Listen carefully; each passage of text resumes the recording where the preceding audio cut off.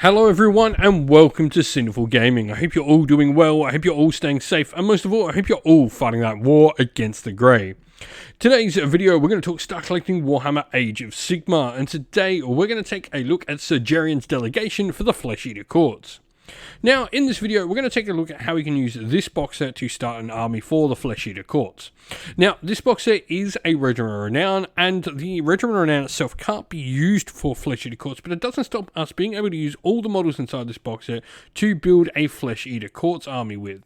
And so that's exactly what we're going to do. We're going to take a look at all the models inside this box set, talk a little bit about them, the options we have within these kits as well, before taking a look at some other units we can use to expand upon the initial purchase here.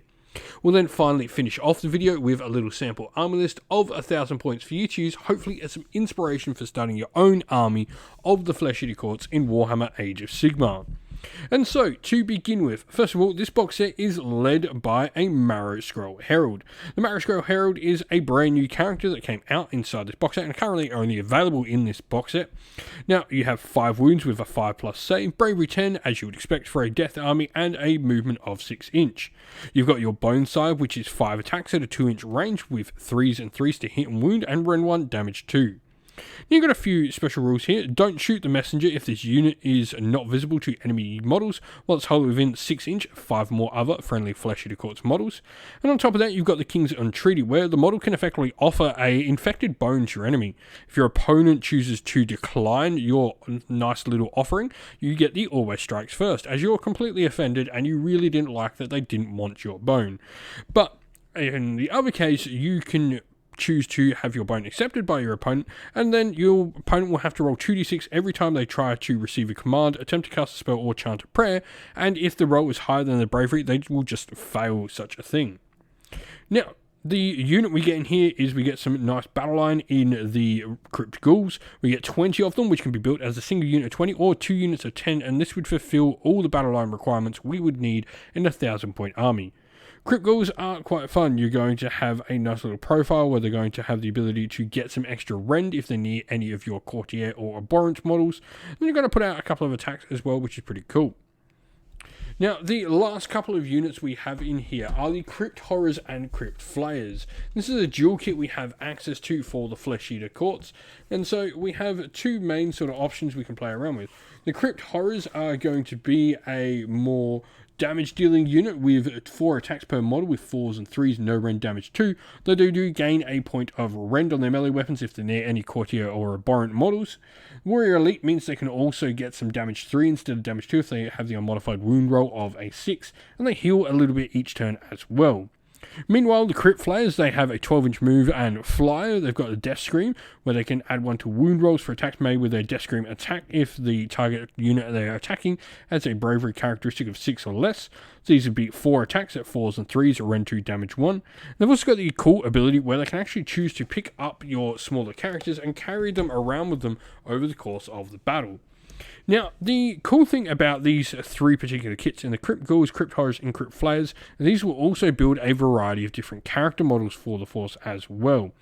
Now, we first of all are going to have the different Courtiers, and we're going to have the Crypt Ghast of these first. This is the one that's going to be a model you can build from the Crypt Ghouls kit. And what this one is going to do, first of all, is allow you to bring back some of your Crypt Ghouls around it as well. The Crypt Ghast Courtier has his cool rule, which is Muster Serfs, where you roll 6 dice, and for each 2+, you can return a slain model to a Crypt Ghoul unit around them. Trophy Hunter as well means if an enemy model is slain by wounds inflicted by this model's attacks, until the end of the phase, you can add 1 to the attacks characteristic of any Serf units around it as well. We then have the Crypt Haunter Courtier, which is the Crypt Horror character style model. You are going to be able to bring back some models with the Muster King's Chosen, so your Crypt Horrors can have models brought back to them, and you can also have the Chosen the King, where you can reroll hit rolls if this model is near any Abhorrents. Lastly, we have the Crypt Infernal Courtier, which can bring back some of your Crypt Flayers, and Skewering Strike will allow it to do some mortal wounds as well. Today's video is brought to you by Gap Games, a fantastic retailer in Australia for a variety of different miniature war games. If you'd like to help support the channel, we have an affiliate link where by clicking on and purchasing, you'll help support the channel, but you'll also help support Gap Games, which is a fantastic servant to the community.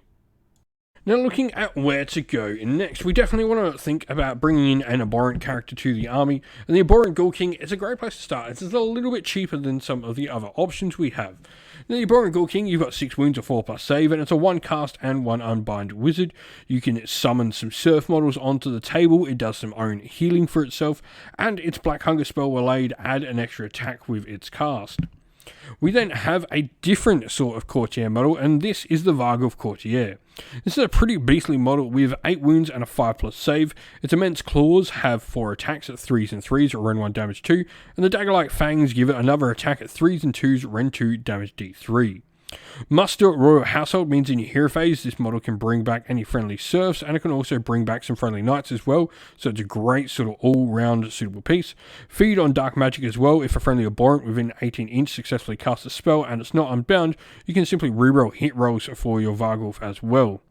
King's Champion means you add to the attack characteristic of this model's immense claws if it's within 3 inch of 10 or more enemy models, and Victory Feast at the end of the combat phase, it can potentially do some healing if it's slayed any enemy models.